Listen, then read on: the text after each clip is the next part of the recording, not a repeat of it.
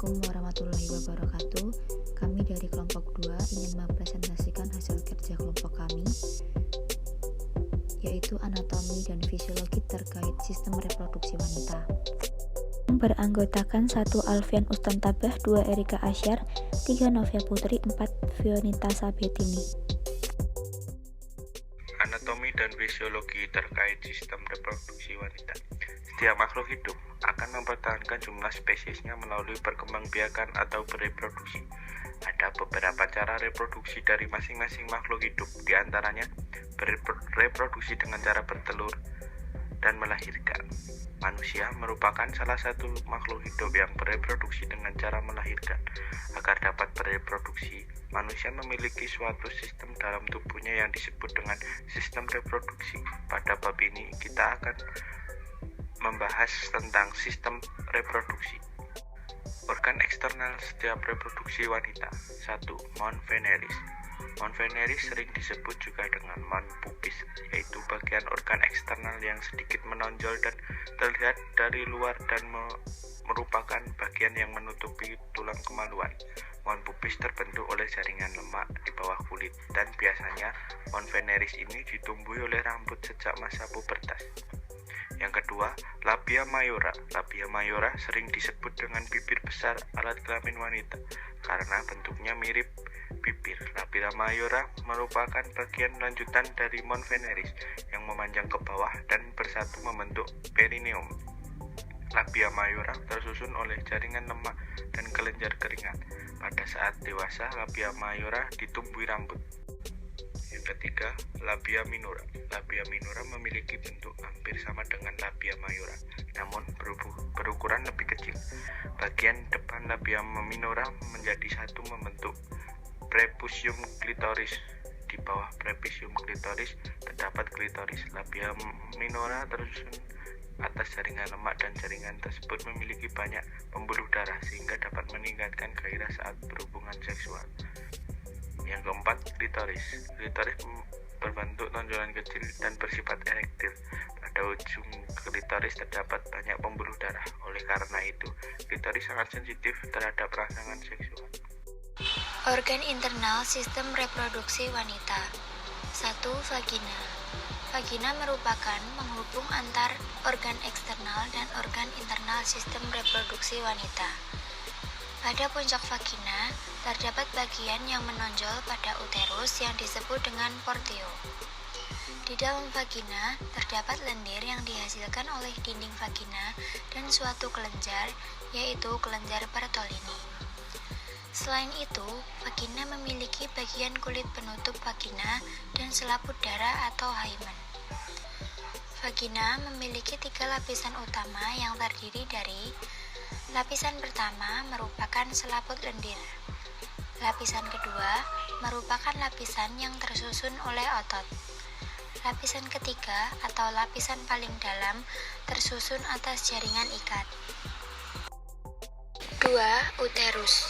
Uterus merupakan organ internal sistem reproduksi wanita yang sering disebut dengan rahim.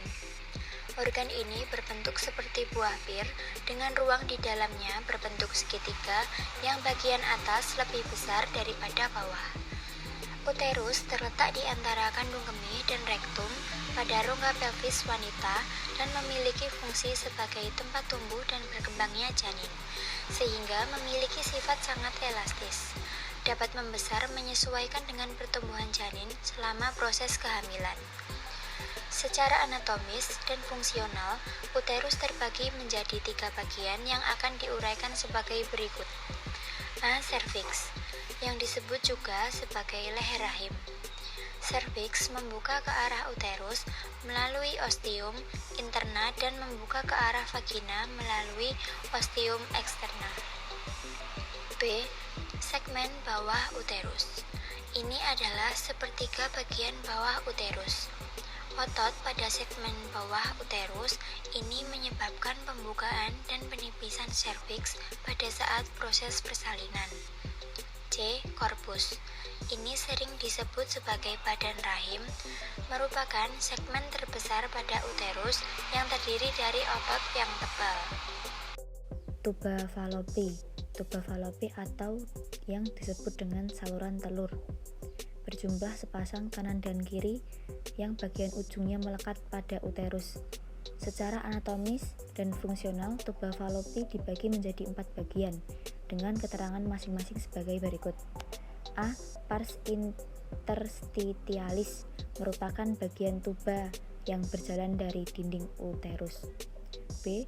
Pars imica merupakan bagian tuba setelah keluar dari dinding uterus. Pars imica merupakan bagian yang lurus dan sempit. C. Pars amipularis merupakan bagian tuba antara pars imica dengan infundibulum. Pars amipularis merupakan bagian tuba yang paling lebar dan membentuk huruf S. Pars ampularis merupakan tempat terjadi fertilisasi. D.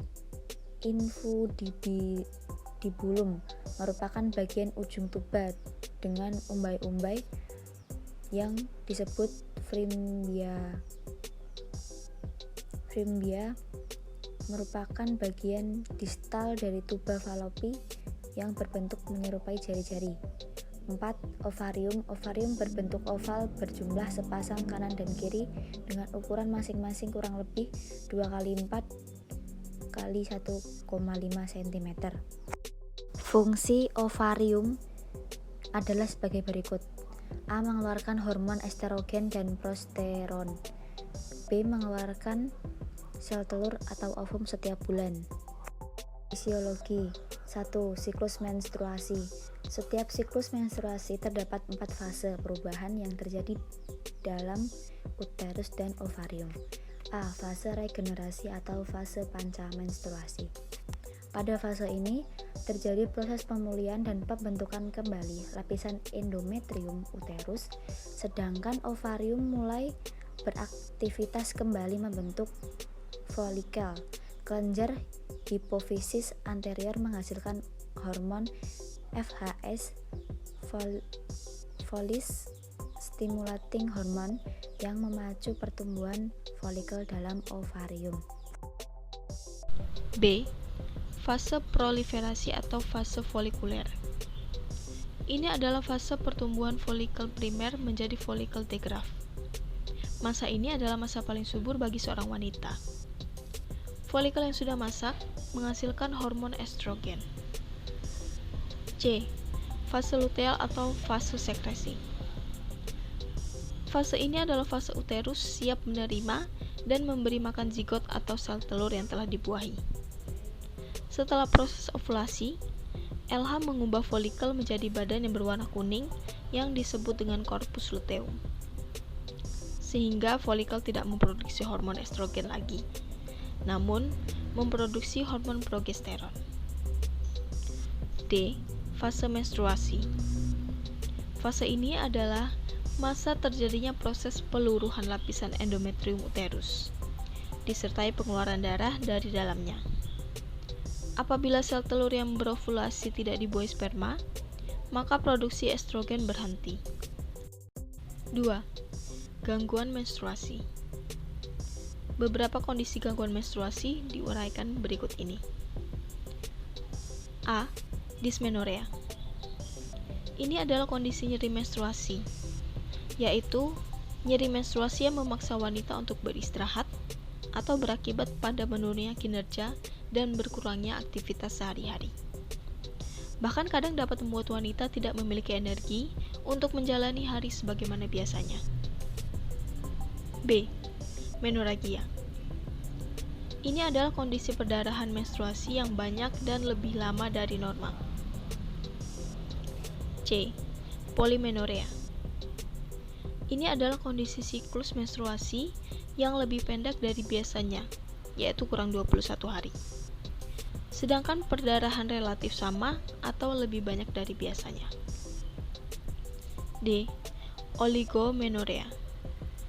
Ini adalah kondisi siklus menstruasi memanjang lebih dari 35 hari, sedangkan jumlah perdarahan tetap sama. E. Amenorrhea. Ini adalah kondisi terjadinya keterlambatan atau tidak adanya menstruasi untuk sedikitnya selama 3 bulan berturut-turut.